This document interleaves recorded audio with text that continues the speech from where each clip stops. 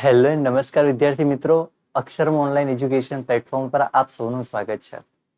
વિદ્યાર્થી મિત્રો, આજે આપણે સ્ટાર્ટ કરીશું ખૂબ અગત્યનું એવું સ્વાધ્યાય સુરેખ સહસંબંધની અંદર સમ નંબર 1 અને સમ નંબર 2.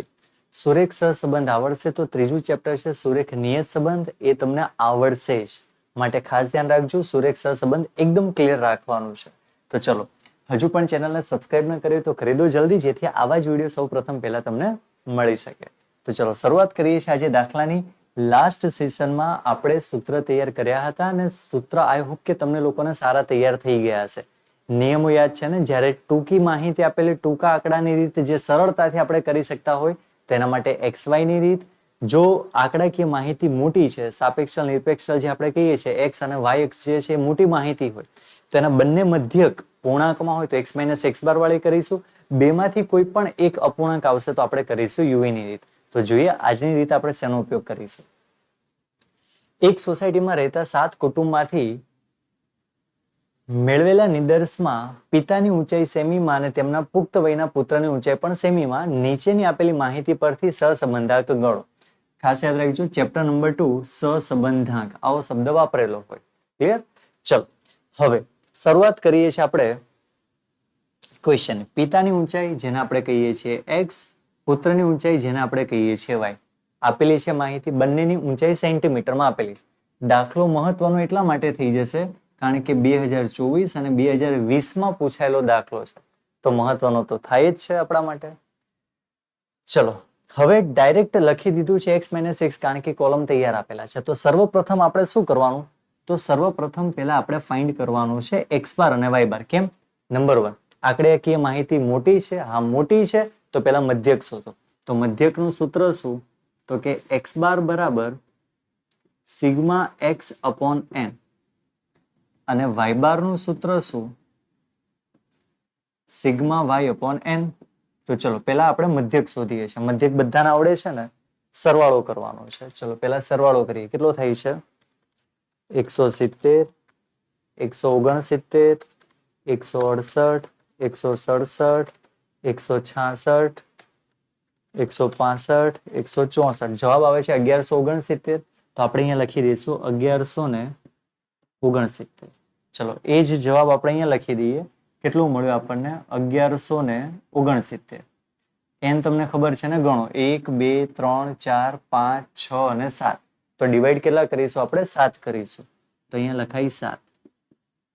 તો જવાબ કેટલો મળ્યો આપણને? 167. એ જ ગણતરી આપણે y ની કરીએ. ચલો y માં કેટલા છે? 172, 168, 170, 168, 165, 167, 166. તો જવાબ છે 1176. તો એ જ લખીશું સિગ્મા y 1176 છેદમાં લખી દઈશું 7. કેમ 7?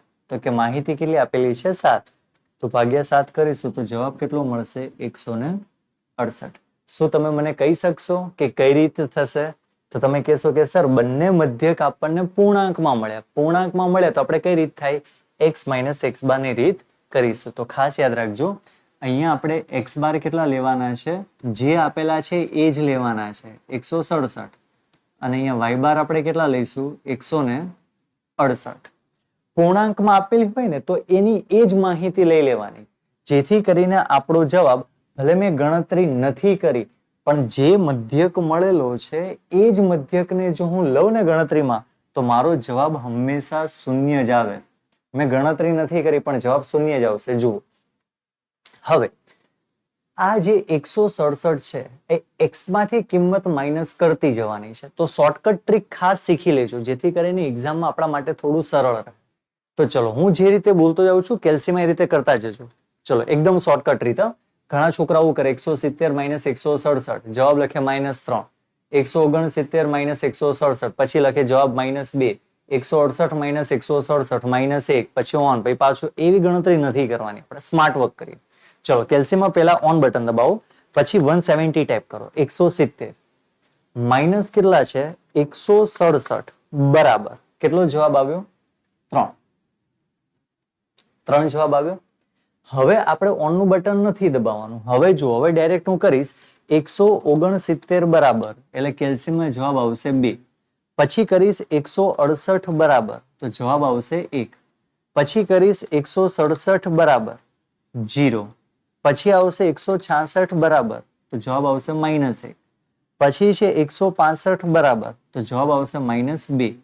અને છેલ્લે છે 164 બરાબર એટલે જવાબ આવશે -3. છેલ્લે GT નું બટન દબાવવાનું એટલે તમારે જવાબ મળી જશે 0. છે ને? હવે ઘણા બધા વિદ્યાર્થીઓ કહેશે કે સર આ ગણતરી તો ઈઝી છે, મોઢે પણ કરી શકાય. જો લાલા અહીંયા જો અહીંયા જો, આ ગણતરી સરળ છે, પણ શું દરેક દાખલા આ રીતના થોડી ના આવશે? બાજુનું જ કોલમ જો એટલે ખ્યાલ આવશે ગણતરી થશે, પોસિબલ નથી. આ તો નાની નાની માહિતી ચલો એક સમય આપણે કરી પણ લઈએ, જ્યારે મોટી માહિતી આવશે ત્યારે તો ખાસ આ રીત શીખવી જરૂરી છે. ચલો ફરીથી હવે y ની ગણતરી કરીએ. 172 માઇનસ કેલ્સીમાં ઓન દબાઈ દો. 172 માઇનસ 168 બરાબર એટલે જવાબ આવશે આપણો 4. પછી આવશે 168 બરાબર 0. 170 બરાબર જવાબ આવશે 2. ત્યાર પછી 168 બરાબર એટલે જવાબ આવશે 0. 165 બરાબર જવાબ આવશે -3. 167 બરાબર -1 અને 166 બરાબર એટલે જવાબ આવશે -2. GT નું બટન આપણે પ્રેસ કરી દઈશું એટલે જવાબ આવી જશે આપણા માટે 0. થઈ ગયું સરળ? તો બસ આવી ગણતરી કરતી રહેવાની. શોર્ટકટ ટ્રીક બધી શીખવા મળશે પ્લેટફોર્મ, એના માટે જોડાયેલા રહેવું પડશે ને? તો ચેનલને જરૂરથી સબસ્ક્રાઇબ કરી દો. ચલો ફટાફટ ગુણાકાર કરવાનો છે x બાર. હવે ગણતરી ઈઝી થઈ ગઈ તમારા માટે. ચલો 4 તરી 12, 0 સાથે ગુણાકાર 0, 2 એકા 2, 0 સાથે ગુણાકાર 0, 3 એકા 3, 2 એકા 2 અને 3 દુ 6. માઇનસ માઇનસ કેવા થઈ જાય? Plus. x minus x bar નો વર્ગ. ચલો વર્ગ કરો. 3 નો વર્ગ 9, 2 નો વર્ગ 4, 1 નો વર્ગ 1, 0, 1 નો વર્ગ 1, 4, 9. માઇનસ નો વર્ગ હંમેશા પ્લસમાં જ જવાબ આવે. ચલો આનો વર્ગ કરો. શું થાય? 4 નો વર્ગ 16. y માઇનસ y બાર નો વર્ગ, બરોબર? 4 નો વર્ગ 16, 0 નો 0, 2 નો 4, 0 નો 0, 3 નો 9, 1 નો 1, 2 નો 4. ચલો ત્યારે કરી દઈએ બધાનું ટોટલ. તો 12, 12 ને 2 14, 14 ને 3 2 અને 6 જવાબ આવશે 25. તો અહીંયા લખી દઈએ આપણે 25. ચલો ક્લિયર અહીંયા સુધી? હવે 9, 10, 14, 14 28. ચલો અહીંયા સ્ટાર્ટ કરીએ. 16 ને 4 20, 9 29 ને 1 30 ને 4 34. થઈ ગયું બધાને ક્લિયર? હવે સૂત્ર યાદ રાખવાનું છે. ચલો ત્યારે આપણે સૂત્રની શરૂઆત કરીએ છીએ.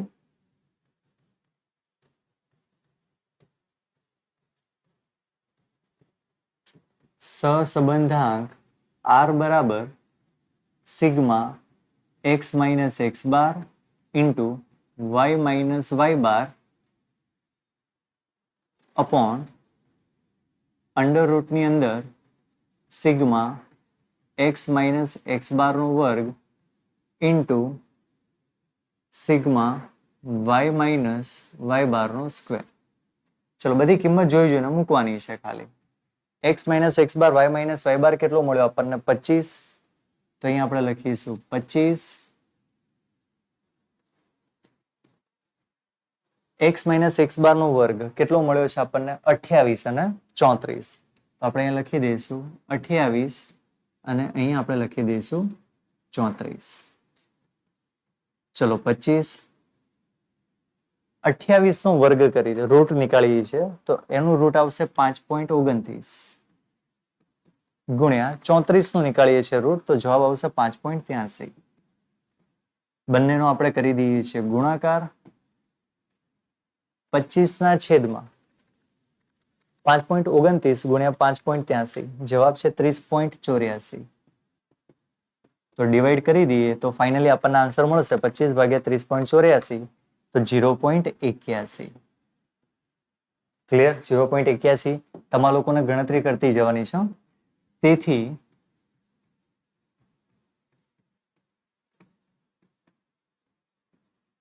પિતાની ઊંચાઈ અને પુત્રની ઊંચાઈ વચ્ચેનો સહસંબંધાંક 0.81 થાય. ક્લિયર? એકદમ ઈઝી છે, આવશે ને? બસ આ વસ્તુ ખાલી ધ્યાન રાખવાની, શોર્ટકટ ટ્રીક તમારે શીખી જવાની છે. ચલો બીજો દાખલો કન્ટિન્યુ કરીએ છીએ.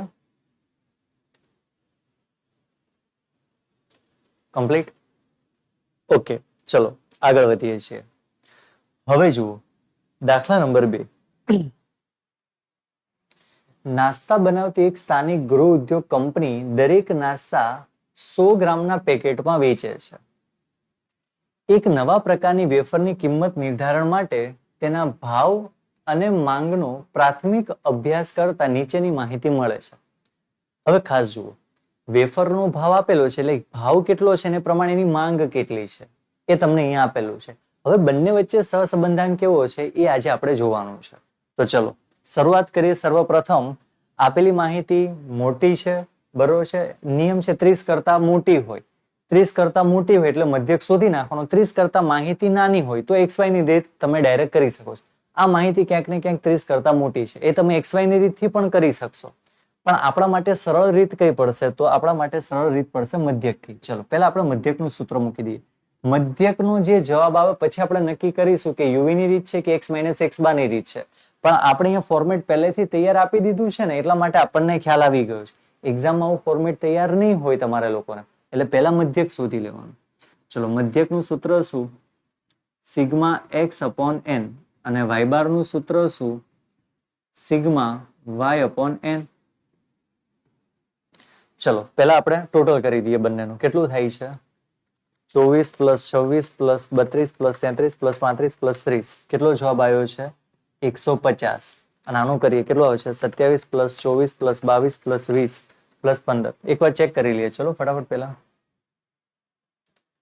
એક પણ ડિજિટ વચ્ચે રહી ના જાય. 24 plus 26 plus 32 plus 33 plus 35 plus 30. છેલ્લું રહી ગયું ને આપણે? ચલો આગળ. 27 plus 24 plus 22 plus 20 plus 15 plus 24. જવાબ આવે છે 132. ચલો કમ્પ્લીટ અહીંયા સુધી ખ્યાલ આવી ગયો. હવે ડિવાઈડ કરવાના છે. 1 2 3 4 5 6. 132 ને 180 વડે. 180 કેટલા છે? 6 છે ને, તો આપણે ભાગ્યા 6 કરી દઈશું. 6 તરી 18. અને બીજાનો જવાબ હતો 132. તો 132 ભાગ્યા કેટલા કરી દઈશું? 6. તો કરી નાખીએ 132 ભાગ્યા 6. તો જવાબ કેટલો આવે આપણા માટે? 22. કમ્પ્લીટ. બંને મધ્યક પૂર્ણાંકમાં છે. બંને પૂર્ણાંકમાં છે. જો એક પણ અપૂર્ણાંક આવ્યો હોત ને તો આપણે યુવી ની રીત કરત, પણ બંને કેવા છે? પૂર્ણાંકમાં છે. પૂર્ણાંકમાં છે તો રીત થશે x - x બાર ની રીત. ચલો તો અહીંયા x બાર આપણે કેટલા લઈ લેશું? 30. અને અહીંયા y બાર કેટલા લઈ લેશું આપણે? 22. ચલો 30 અને 22. હવે શોર્ટકટ રીત તો તમને શીખવાડેલી છે, તમને બધાને આવડે છે, પણ રિવિઝન જરૂરી છે ને. ચલો મારી સાથે કેલ્સીમાં તમે કરતા જજો ગણતરી. 24 માઇનસ 30 બરાબર -6. ચલો હવે 26 બરાબર -4. 32 બરાબર 2. 33 બરાબર 3. 35 બરાબર 5. 30 બરાબર 0. ચીટીનું બટન દબાવી દો એટલે જવાબ આવી જશે તમારે 0. ચલો ખ્યાલ આવી ગયો બધાને? એકદમ ઈઝી. હવે ખાસ યાદ રાખજો, ફરીથી હું વાક્ય બોલું છું. જે મધ્યક આપેલો છે એ જ મધ્યક હું ધારી લઉં તો જવાબ કેટલો આવે? 0 જ આવવાનો છે. ચલો સ્ટાર્ટ કરી દઈએ આપણે આગળની ગણતરી.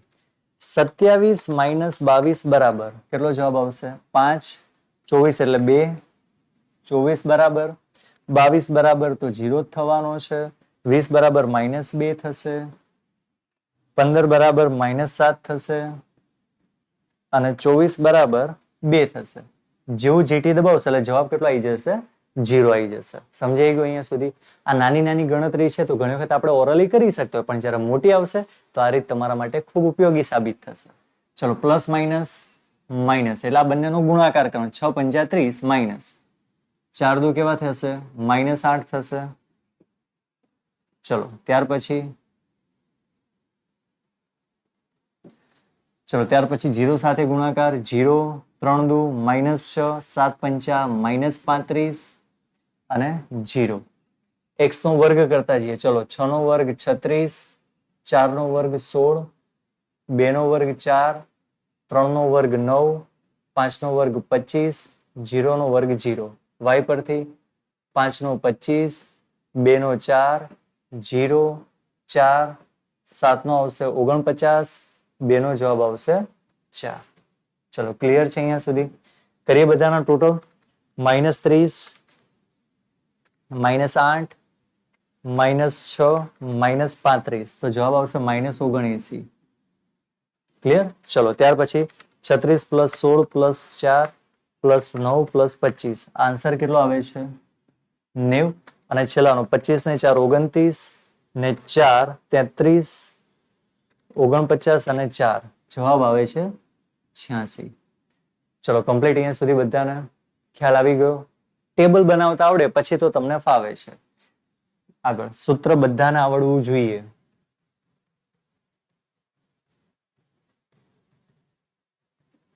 સહસંબંધાંક r નું સૂત્ર sigma x - x bar into y - y bar divide by under root sigma x - x bar નો વર્ગ ઇન્ટુ y - y બાર નો વર્ગ. બધી જ કિંમત તમને આગળથી મળી જવાની છે. ચલો કેટલો જવાબ છે x - x બાર y - y બાર નો 79. તો અહીંયા લખી નખાય -79 ડિવાઈડ બાય 2 વર્ગમૂળ થશે. એકમાં આપણે x બારની કિંમત, બીજામાં y બારની. ચલો કેટલા છે 90 અને 86 તો લખી દઈએ આપણે 90 અને 86. ચલો -79 90 નું વર્ગમૂળ દૂર કરો તો જવાબ કેટલો આવે છે 9.49 અને 86 નું કરીએ વર્ગમૂળ દૂર તો 9.28. ચલો સર્વપ્રથમ બંનેનો ગુણાકાર કરી નાખીશું આપણે. ચલો ગુણાકાર કરો કેટલા થાય છે 9.49 ગુણ્યા 9.28 તો જવાબ આવશે 88.07. ડિવાઈડ કરી નાખીએ આપણે 79 માઇનસ ડિવાઈડ બાય 88.07 તો જવાબ આવશે -0.90. કમ્પ્લીટ? એકદમ ઇઝી. ખ્યાલ આવી ગયો? તો અહીંયા તમારે લખવું હોય તો લખી શકાય. શું પૂછ્યું હતું? માંગ અને ભાવ. તેથી વસ્તુની કિંમત અને માંગ વચ્ચેનો